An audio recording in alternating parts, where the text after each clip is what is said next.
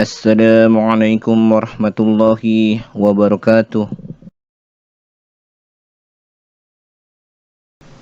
Innal hamdalillah nahmaduhu wa nasta'inuhu wa nastaghfiruhu wa na'udzu billahi min syururi anfusina wa min sayyiati a'malina.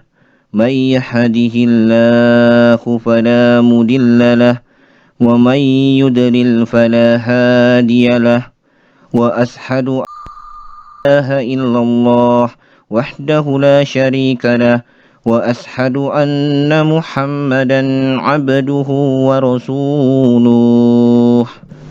ربي اشرح لي صدري ويسر لي أمري واحلل عقدة من لساني يفقهوا قولي.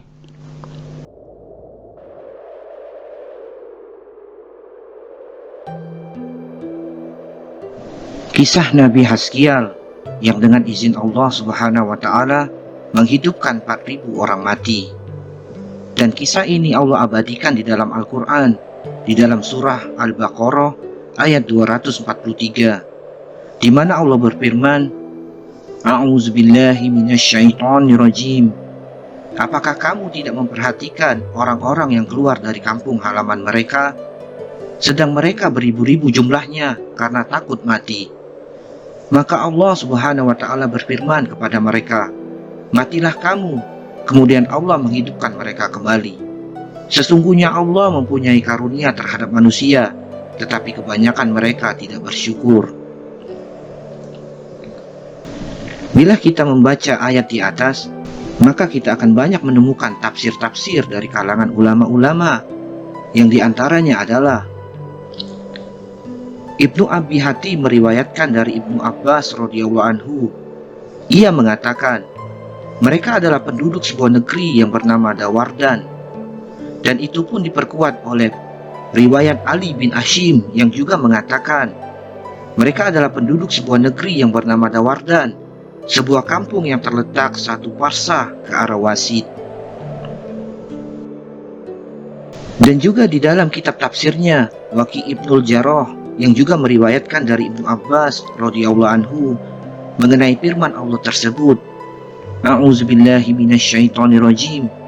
Apakah kamu tidak memperhatikan orang-orang yang keluar dari kampung halaman mereka, sedangkan mereka beribu-ribu jumlahnya karena takut mati?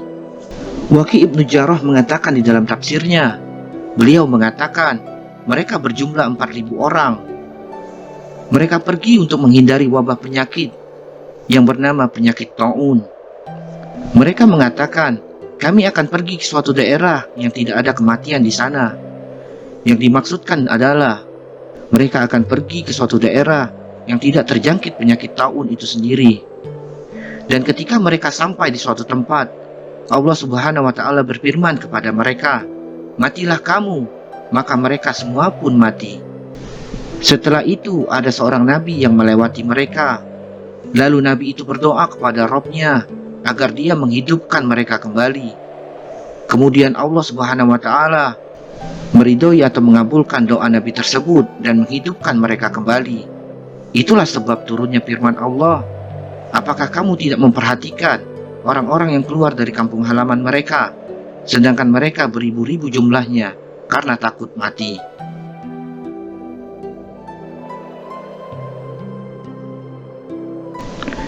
Adapun sebagian ulama salaf menyebutkan bahwa mereka adalah penduduk sebuah negeri pada zaman Bani Israel. Negeri mereka rusak, terjangkit wabah penyakit yang sangat mematikan. Maka mereka pun melarikan diri dari kematian dan keluar menuju suatu tempat. Mereka terdampar di sebuah lembah yang sangat luas. Mereka memadati seluruh tempat di lembah itu. Lalu Allah Subhanahu wa Ta'ala mengirimkan 2 malaikat kepada mereka. 1 malaikat dari bawah mereka dan malaikat yang lain dari atas mereka. Lalu kedua malaikat tersebut berteriak secara serempak, maka mereka pun mati seluruhnya sekaligus. Lalu mereka dikumpulkan dalam sebuah kandang, lalu dibangun dinding dan dikubur di atasnya. Mayat-mayat mereka hancur, tercabik-cabik dan tercerai-berai. Selang beberapa masa kemudian, melintaslah seorang nabi dari kalangan Bani Israel di tempat itu. Nabi itu bernama Nabi Haskial. Beliau memohon kepada Allah agar menghidupkan mereka kembali di hadapannya. Dan Allah pun mengabulkan permohonan Nabi Haskial. Allah memerintahkan kepada Nabi Haskial untuk mengucapkan, "Hai tulang belulang yang hancur, sesungguhnya Allah memerintahkanmu untuk bersatu kembali." Maka tulang belulang tiap-tiap jasad pun satu sama lainnya kembali bersatu. Lalu kemudian Allah Subhanahu wa Ta'ala memerintahkan Nabi Haskial untuk mengucapkan, "Hai tulang belulang, sesungguhnya Allah memerintahkanmu agar membungkus dirimu dengan daging, urat dan kulit." Maka terjadilah apa yang dikatakannya sementara ia menyaksikannya. Kemudian Allah memerintahkannya untuk mengucapkan, "Hai ruh, sesungguhnya Allah memerintahkanmu agar setiap ruh kembali ke jasad yang dahulu ditempatinya." Maka mereka pun hidup dan melihat kembali. Allah telah menghidupkan mereka setelah menidurkan mereka dengan waktu yang sangat panjang. Lalu mereka hidup dan mereka mengucapkan, "Maha suci Engkau ya Allah, tidak ada yang berhak diibadahi dengan benar kecuali Engkau." Itulah kisah Nabi Haskial dan penduduk Dawardan yang Allah Subhanahu wa Ta'ala angkat ceritanya di dalam Al-Quran sebagai pembelajaran dan sekaligus tanda kebesaran Allah Subhanahu wa Ta'ala terhadap manusia. Peristiwa dihidupkannya mereka kembali oleh Allah mengandung pembelajaran dan dalil yang sangat pasti tentang adanya kebangkitan jasmani atau raga pada hari kiamat.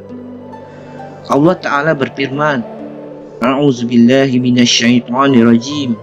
Sesungguhnya Allah mempunyai karunia terhadap manusia berupa ditunjukkannya tanda-tanda kekuasaan Allah yang sangat jelas.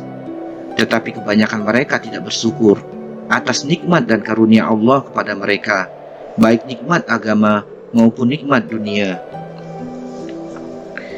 Itulah sepenggal kisah Nabi Haskial dan penduduk Dawardan yang Allah abadikan di dalam Al-Quran.